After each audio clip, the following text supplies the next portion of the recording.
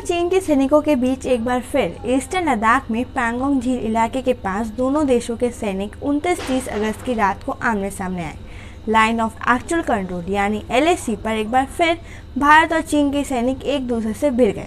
जानकारी के मुताबिक करीब 500 चीनी सैनिक ने कैंप लगाने की कोशिश करी थी। चीन के विदेश मंत्रालय ने इस बात को नकारा और ये बयान दिया गया कि बॉर्डर पर मौजूद चीनी सैनिकों ने LAC को पार नहीं किया है। चीनी सरकार के न्यूज़पेपर ग्लोबल टाइम्स से चीन के विदेश मंत्री वांग यी ने कहा कि चीन और भारत के बीच सीमा का अभी तक सीमांकन नहीं किया गया है, इसलिए समस्याएं हैं, लेकिन इस समस्या को सुलझाने के लिए दोनों देश के बीच बातचीत जारी है। ये घटना पैंगोंग झील के दक्षिणी किनारे पर स्थित एक चोटी को लेकर हुई है। वो चोटी LAC के इस तरफ यानी भारतीय सीमा में है।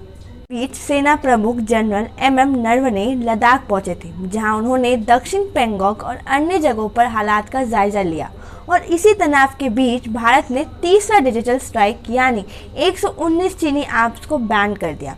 इस पर चीनी सरकार का बयान आया कि ये एक चिंता का विषय है और इससे चीनी कारोबारियों के हितों को नुकसान पहुंचा है। समाचार एजेंसी रॉयटर्स ने चीन की कॉमर्स मिनिस्ट्री के हवाले से कहा कि भारत के द्वारा जो मोबाइल ऐप्स पर बैन किया गया है उसे चीनी कारोबारियों को नुकसान पहुंचा है, क्योंकि जिन ऐप्स को बैन किया गया है उनके सबसे अधिक यूजर्स भारत में ही हैं। घूसपैठ और हमले के कारण काला टॉप और हेलमेट टॉप समेत पैंगोंग इलाके के कई हिस्सों में भारतीय सेना का कब्जा है। इसे चीनी सेना भुखला गई और सोमवार की रात को बॉर्डर पर आगे बढ़ने लगी। इसी दौरान भारतीय सेना की ओर से वार्निंग शॉट दागे गए, फिर चीनी सेना की ओर से भी गोलीबारी की गई, जिसके बाद फिर भारतीय सेना ने भी जवाब दिया। इससे पहले 31 अगस्त की रात को भी फायरिंग की गई थी। तब चीनी सेना ने पैंगोंग इलाके के पास से भारतीय सेना को हटाना चाहती थी। 1975 के बाद ऐसा पहली बार हुआ जब चीन और भारत की सीमा पर गोली चली हो, क्योंकि दोनों देशों के बीच बॉर्डर पर गोली ना चलाने का समझौता था। चीनी सेना की ओर से बयान आया है कि भारतीय सेना ने अवैध तरीके से LAC को पार किया।